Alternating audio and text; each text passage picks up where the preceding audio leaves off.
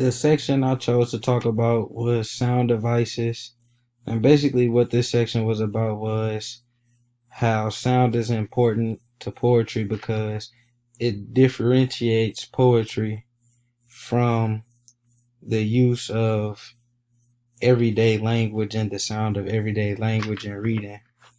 And um, the section talks about how the ways to create sound in your writing is by the use of different types of rhyming, rhythm, and repeating certain consonants and vowel sounds in different parts and different words, and just repeating things that sound the same in your writing or your poetry.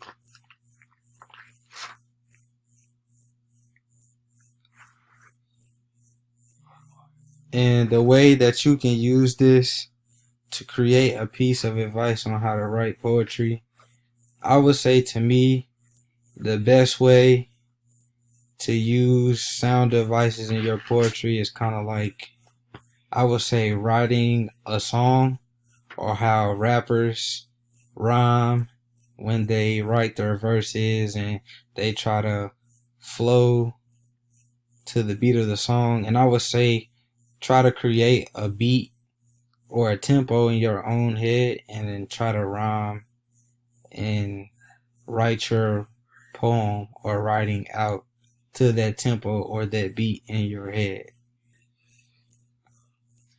And the way that they use sound devices in the chapter, I'll use an example from the poem in the book, and it reads, "I have a friend at the end of the world. His name is a breath of fresh air.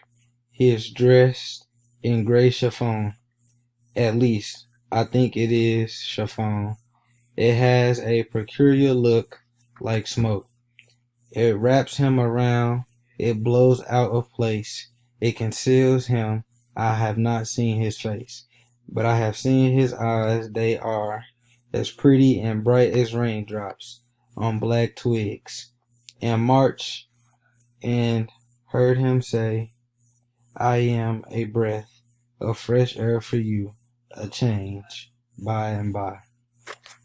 So, in this poem, the author used sound devices by having those words that basically rhyme together, like friend and end, and then he used place and face, and things like that are what help separate your poem or your piece of writing from everyday reading or everyday talking and language.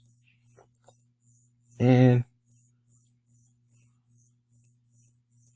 I would say that the way I could better use sound devices in my poem is, instead of trying to like rhyme one after the other with every line, I would say that pausing and using words that don't rhyme throughout the poem to kind of like break it up and separate the different lines that do rhyme in the poem, just to help create a tempo or a different type of beat in the poem, instead of just going straight forward and being back to back to back to back with the rhyming and the sounds of my poem.